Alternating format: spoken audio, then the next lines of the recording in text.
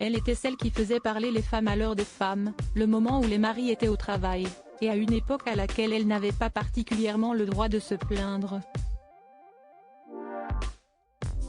Ménie Grégoire fut la confidente de milliers d'auditrices sur RTL, entre 1967 et 1982, libérant leurs paroles et permettant à tant de mères et de grand-mères de se sentir comprises, écoutées, conseillées. Parmi les femmes qu'elle a influencées, sa petite fille, Adèle Bréau, journaliste et romancière, directrice mode du magazine Gala, qui lui consacre un roman. Récompensée ce 13 mai 2023 par le prix Maison de la Presse 2023 dont le jury était présidé par Tatiana de René, lors des Femmes, édition. J.C. Lattès, d'Adèle Bréau retrace 50 ans d'histoire de la condition féminine en mettant en scène 3 héroïnes, Esther, Mireille et Suzanne découvrant ou redécouvrant les débuts de la libre antenne et de sa chef de file, Ménie Grégoire. Adèle Bréau s'est confiée à Gala. FR sur son émotion à l'annonce de son prix. Gala.fr. Que ressentez-vous après avoir reçu cette récompense décernée par Tatiana de René, présidente du jury? Adèle Bréau, avec la plus grande honnêteté, aucun prix littéraire n'aurait pu me faire plus plaisir que celui-ci. D'autant plus pour ce roman-là, je suis journaliste, il parle de ma grand-mère qui était journaliste. C'est extraordinaire. Ma grand-mère aurait dit, si esti épatant.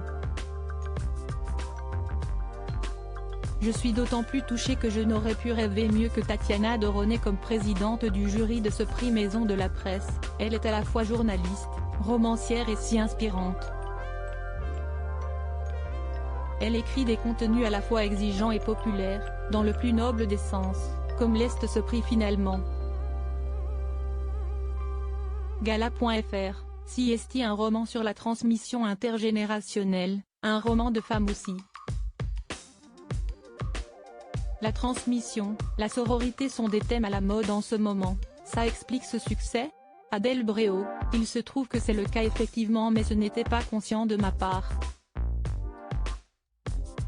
Il s'agit de mon 7e roman et je n'avais pourtant jamais envisagé d'écrire sur ma grand-mère. L'idée est venue un peu par hasard car j'avais écrit un papier sur elle dans Marie-Claire et j'ai eu pas mal de retours de femmes de tous les âges. Les auditrices de l'époque mais aussi leurs filles ou petites-filles. Et lorsque je me suis aperçue que le parcours de ma grand-mère pouvait toucher aussi des femmes d'aujourd'hui, je me suis dit que ça pouvait faire un roman. Je reçois plein de messages de femmes qui me disent que ce livre est un support pour discuter avec leur mère, leur grand-mère ou leur fille de leur vie d'avant et je n'avais pas du tout anticipé ce phénomène-là. Gala.fr. Ménie Grégoire est un symbole de l'émancipation des femmes, une journaliste en avance sur son temps. Si elle n'avait pas été votre grand-mère, auriez-vous été fasciné par ce personnage de la même manière? Adèle Bréau, totalement oui. Elle a commencé sa carrière à la radio à 50 ans, si esti assez dingue. Elle était très coquette, elle allait au festival de Cannes, elle organisait des fêtes, et à côté de tout ça elle avait cette attitude féministe qui ne portait pas le nom. Ce n'était pas un combat, elle était dans l'action et pas dans la revendication. Gala.fr. Vous l'avez connue assez longtemps, avez-vous eu l'occasion de discuter de vos carrières respectives?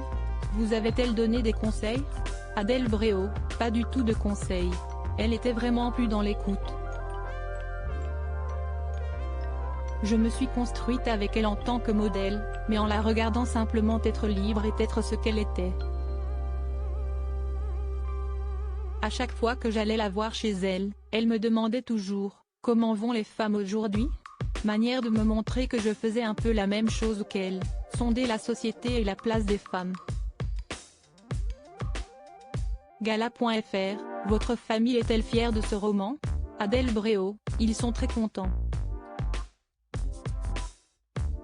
Je ne voulais pas sortir le roman tant que les 3 filles de ma grand-mère ne l'avaient pas lu et validé.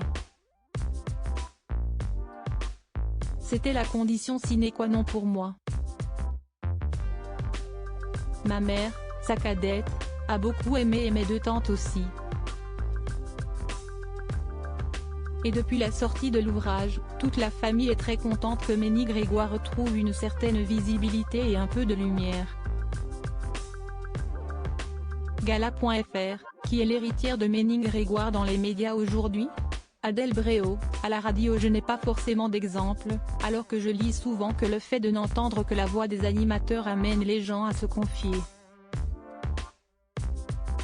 Il y a eu Sophie Davant, ou Jean-Luc Delarue qui avait une manière exceptionnelle de faire se sentir en confiance ses interlocuteurs.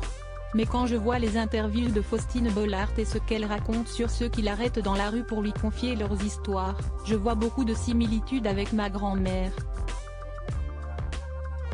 D'autant que son émission est l'après-midi aussi, on a beau avoir changé d'époque, l'heure des femmes est toujours la même. Crédit photo, Tiziano da Silva.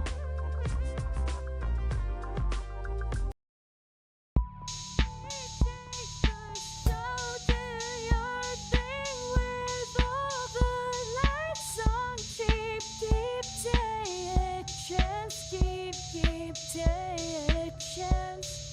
You